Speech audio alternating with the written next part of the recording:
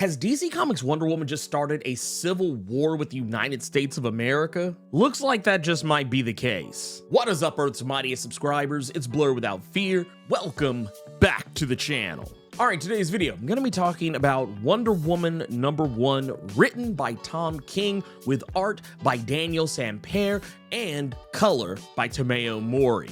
This comic really took me by surprise, and it really shouldn't have. And Tom King's one of those writers, I feel like some people just automatically assume because he wrote one thing they didn't like, that he is suddenly just a terrible writer all of a sudden. That's not the case. I could easily point you in the direction of works like his Vision series, his Mr. Miracle series. And if you say, oh, well, you're just coasting off of old glory, well, no, I would also direct you towards his more recent Human Target series. Tom King's a great writer. If you didn't like his Batman, well, you can't win them all. But right now, his Wonder Woman is off to a really strong start. And where all this kicks off is that, for those who have not been keeping up, the Amazons of Themiscyra have integrated themselves a bit more with society, more specifically in the United States. There's an embassy for Themiscyra in the United States now, under the new direction of the Queen of the Amazons, Nubia. Nubia has been leading the Amazons into a completely revolutionized path, and for all intents and purposes, it has been working out incredibly well. However, one thing has messed all that up. At the start of this video, I posed the question, is Wonder Woman about to start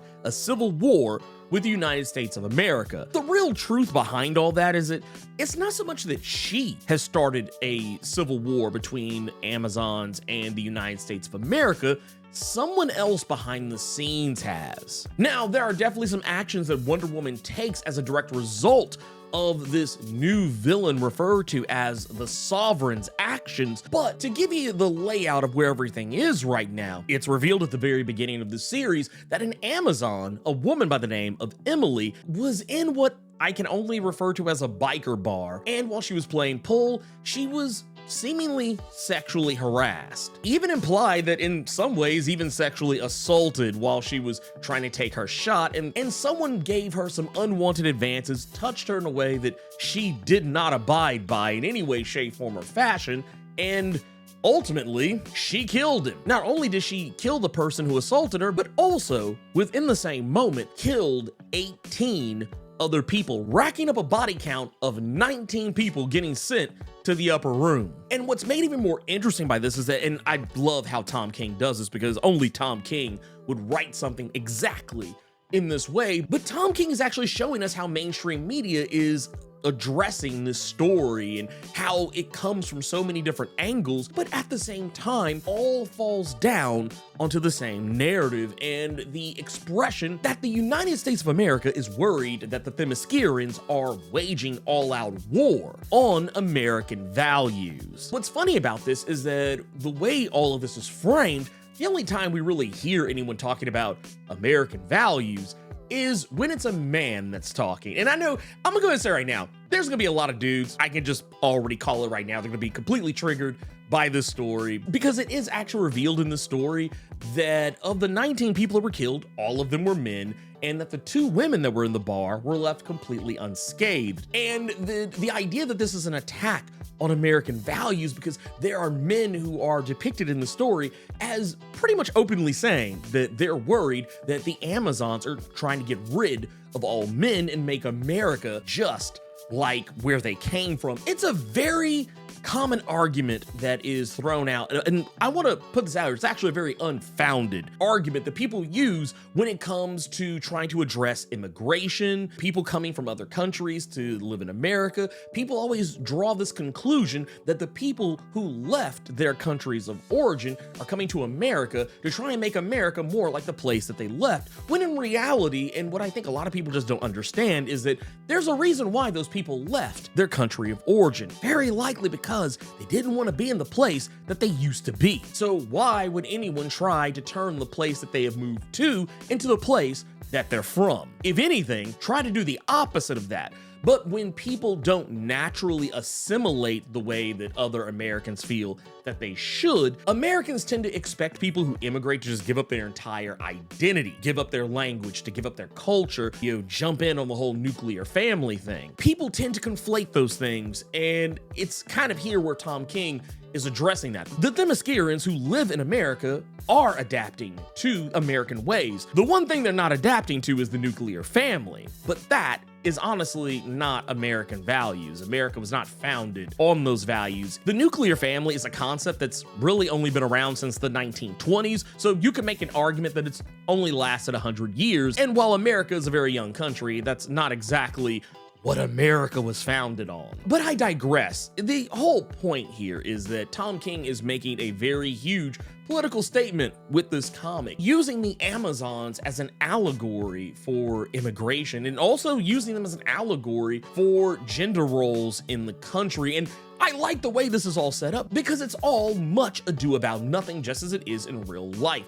Just as the men in the realm of DC Comics are worried that the Amazons are going to try to replace them, that they're going to try and get rid of them, very much in line with the real life great replacement theory, that people believe the government is trying to replace white people with more left-leaning immigrants, which in truth, a lot of people who are immigrants are in fact quite right-leaning, but yeah, that's neither here nor there. Nobody wants to talk about that. But Tom King is expertly crafting the story in a way that I feel just works. The idea of the United States government deciding that Amazons, because of this one attack, that suddenly the Amazons are a problem now, and creating entire rules and laws and task force in order to hunt down Amazons to the point that they are performing mass deportations of Amazons, and any Amazons who they claim didn't leave willingly are executed and treated as though they were somehow belligerent or aggressive. Now, to be fair, we do see an instance where one particular Amazon does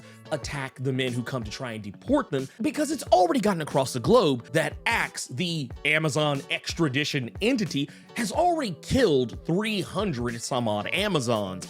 And they've also, even with Amazons who have gone peacefully, have killed them just the same. And while they claim that any children that the Amazons may or may not have are going to go into comfortable homes, I think we all know what actually happens to those children. Not saying the children are killed, though there is an instance in this case where it does seem like maybe there might be child murdering implied.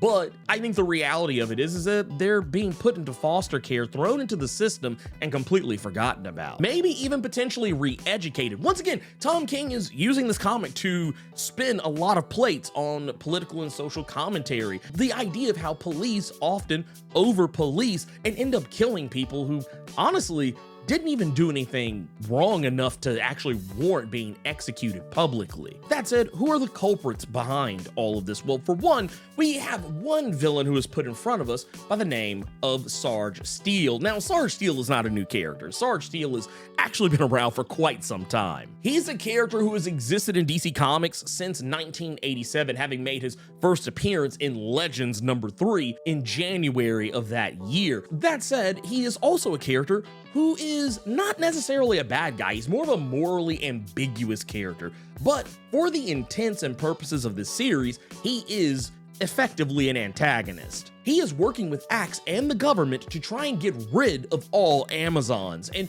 what's interesting here is that while some people may or may not remember this character of Sarge Steele, he is in fact actually tied to the Amazons, going back as far as the 2008-2009 Wonder Woman series. Shortly before Gail Simone took over that book, Sarge Steele was a major player in that series. As a matter of fact, he even worked directly with Wonder Woman, albeit he didn't know she was Wonder Woman, even though he was actively hunting down Wonder Woman. And this comic doesn't really address that in any meaningful way, and honestly, the comic itself implies that Sarge still doesn't know that Diana Prince is Wonder Woman. Once again, despite the fact that they worked very closely with one another. The true villain behind all of this, and I'm not talking about Emily, because honestly, we don't really know anything about her. I know a lot of people saw this comic and immediately assumed that the woman at the beginning was Cassie, who used to go by the name Wonder Girl. Yeah, that's not her. It's somebody else entirely. Emily is not even really the villain here, because I feel like Emily is just upon because there's a new enemy that's introduced, referred to as the Sovereign, a secret ruler of the United States. And it's funny that that comes up because earlier in the series, when Tom King is doing one of his news segment bits in this, we see one particular character even refer to people spreading the idea that there's conspiracy theories about a secret king ruling the entirety of the United States, when in fact, that's not the case.